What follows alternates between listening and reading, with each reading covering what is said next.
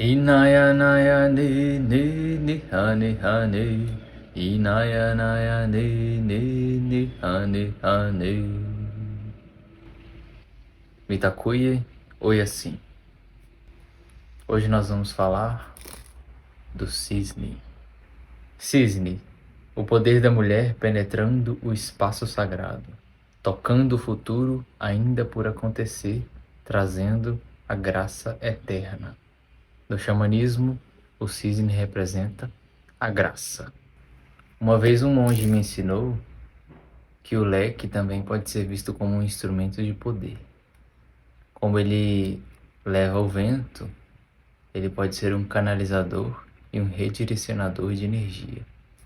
Um tanto interessante. Se você coloca a intenção e você dirige a intenção, uma magia, uma cura, a pessoa recebe. Por que não? Da mesma forma que nós encontramos os instrumentos de poder musicais, o leque também pode ser visto como um instrumento de poder silencioso. Quando você se pergunta qual deve ser o seu animal de poder, uma forma da gente descobrir é a partir da intuição. É a partir também da observação dos animais que você tem mais afinidade, dos animais que você gosta, ou então dos animais que você tem medo. Isso diz muito. Porém, muito mais do que isso, à medida que você vai se afinando com a sua jornada, eles se apresentam para você de alguma forma. Uma forma mais comum da apresentação dos animais de poder é quando você sonha com algum deles. Algum indício isso pode ser. Observe e estude quando algum animal aparecer no seu sonho. Durante o caminho dos vídeos eu tenho deixado algumas músicas para quem quiser se conectar. O mundo do xamanismo é muito vasto e aqui no Brasil a gente tem vários cantores de xamanismo e de músicas devocionais extremamente talentosos. Vale a pena. Então vamos lá. Conta-se uma história em que um dia um jovem cisne estava no lago. Ele queria encontrar o caminho para o futuro. Ele queria se adiantar logo para o futuro. Até que a libélula se aproximou dele e ele pediu informação a ela, perguntando como ele poderia alcançar o futuro, como ele poderia sair daquela forma em que ele se encontrava.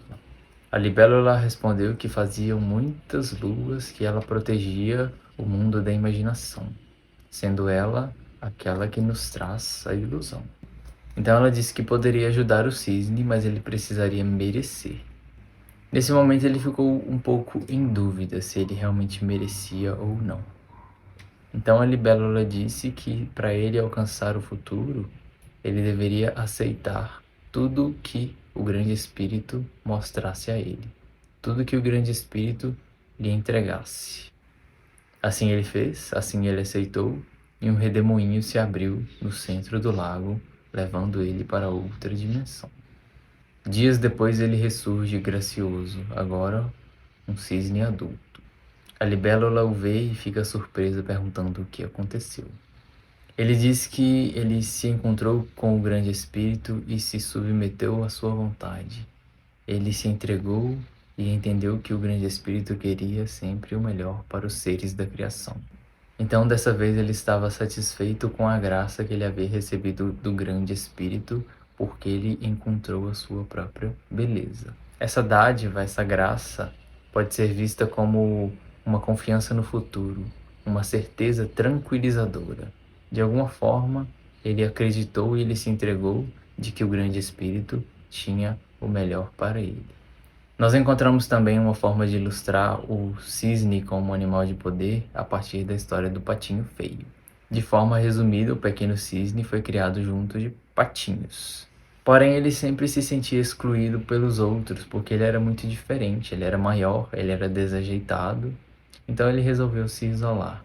Esse isolamento lhe trouxe uma certa solidão inicialmente, mas foi necessária para que ele encontrasse a sua identidade. Até que algum dia ele encontrou no lago outro cisne e se identificou finalmente com alguém. Finalmente ele sabia que ele não era completamente estranho e reconheceu no outro cisne a sua própria beleza, a sua grande beleza. A história do patinho feio, na verdade do cisne que se tornou lindo, Nos mostra que devemos sair em busca da nossa identidade, ao mesmo tempo que essa busca, se a gente for olhar bem, ela tem muito mais a ver com uma entrega.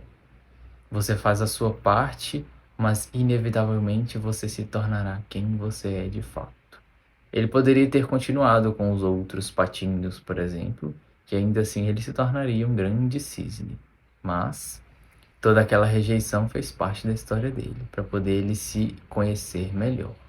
Então, muitas vezes, quando nos desconectamos das outras pessoas, quando nos sentimos muito diferentes delas, faz parte também da nossa jornada de reencontro com a nossa identidade, de reencontro com a graça do grande Espírito. E essa história nos mostra da necessidade também da gente se orgulhar daquilo que é diferente. Mesmo que todos nós sejamos semelhantes, cada um de nós tem a sua diferença e a sua particularidade. Isso deve ser respeitado. Se a gente buscar se coletivizar demais, a gente se perde no meio da multidão.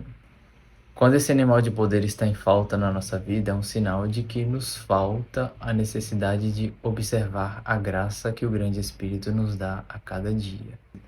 Nos falta um olhar mais cuidadoso com o que já nos é entregue a cada dia que passa, as dádivas, os presentes, as bênçãos. Então o cisne nos lembra também de olharmos para a nossa história. À medida que o tempo se passou, a gente foi se transformando. Se você conseguir sentir um pouco de orgulho de quem você é hoje em relação ao seu passado, em relação à sua história, você estará conectado com o cisne. Além do mais, esse animal de poder representa dignidade e pureza. Representa também amor. Quando ele encontra o seu parceiro, geralmente ele se mantém monogâmico até o fim. Quando nós vemos dois cisnes juntos numa lagoa, por exemplo, eles formam um coração. Então eles representam também a pureza do amor. E toda a dignidade do cisne é encontrada apenas à medida que ele aceita inicialmente passar pela sua lapidação. Quando ele nasce, ele tem as penas acinzentadas e não é tão belo quanto como ele fica quando está adulto.